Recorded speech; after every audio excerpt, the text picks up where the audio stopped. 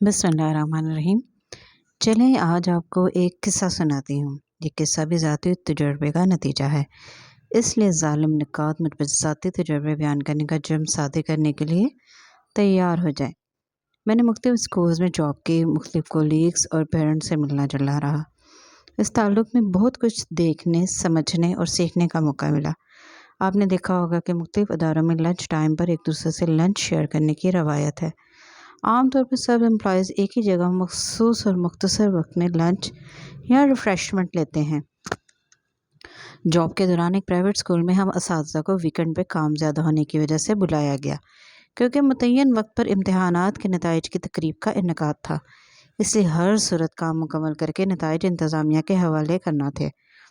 हम सब कोलीग्स मुसलसल काम करती रहीं। फिर सोचा कि लंच ब्रेक ली जाए। कुछ ने घर से लाया खाने का डिब्बा खोला। मेरे जैसे सुस्त टीचर्स ने सिक्योरिटी गार्ड से कुछ मंगवाने का सोचा। कुछ देर बाद अनवा इकसाम के खानों की खुशबुओं ने कमरा महका दिया।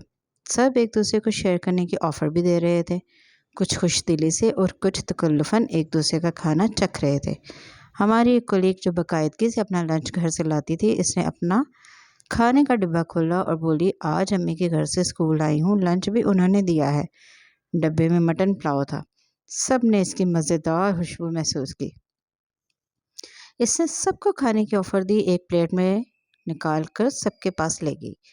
एक प्लेट मटन पुलाव जिसमें 2 से 3 गोश्त की बोटियाँ नज़र आ रही थीं और 10 से 12 ख़वातीन मौजूद थीं। सब ने एक एक चम्मच लेना शुरू कर दिया। पुलाव मज़ेदार था। कुछ ने थोड़े पर इक्तफ़ा किया और कुछ ने चम्मच बोटी समेत भर कर मुँह में डाल लिया। मैंने और मेरी कोलीग ने यह महसूस किया कि पुलाव ऑफ़र करने वाली का मुँह उतरा हुआ लग रहा है। हमने एक दूसरे को आंखों से इशारा किया।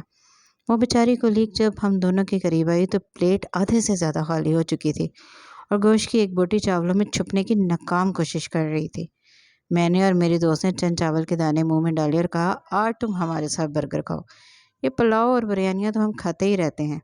हम दोनों ने अपने अपने बर्गर का आधा हिस्सा इसकी प्लेट में रख दिया। वो बेचारी मुस्कुरा कर बोली, नहीं तुम लोग खाओ। नहीं भई, आज तो तुम्हें हम बाहर का खाना खिला कर छोड़ेंगे ताकि तुम हमें हाइजीन घर का खाना दिखाकर जला ना सको। मैंने भी हंसकर जवाब दिया। दूसरी दोस्त ने ज़बरदस्ती आधी कोक भी इसे थमा दी और कहा, आज तो तुम्हें ये फिज़ी ड्रिंक भी पीना ही पड़ेगा। आप यकीन करें, वो बेख्तियार हंस पड़ी और इसका धुआं धुआं चेहरा खिल उठा।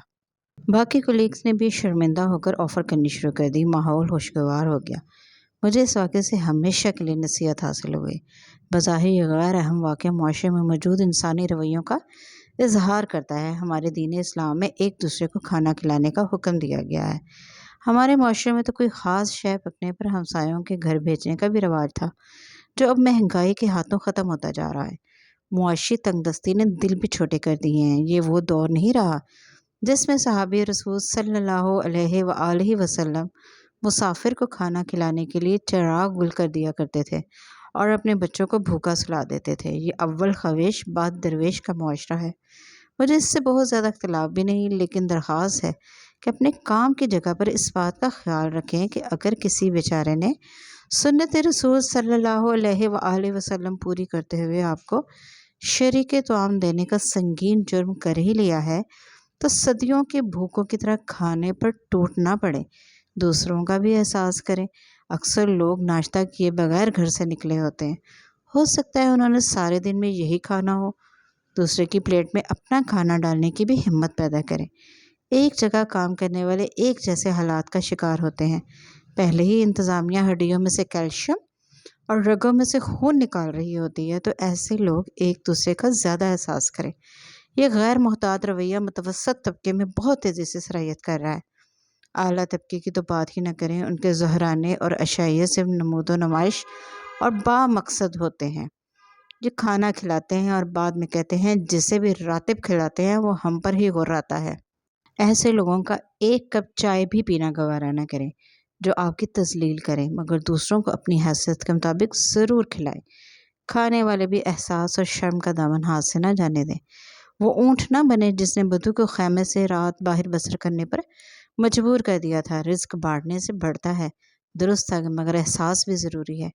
नेकी का अंजाम तकलीफ़ दे हो तो इंसान दोबारा नेकी करते वक्त محتاط ہو جاتا ہے۔ اس چھوٹی سی بات پر احتیاط کریں، کہیں جانے انجانے میں طبیعت کی لاپرواہی کے سبب آپ سے بھی یہ غلطی تو نہیں ہوگی۔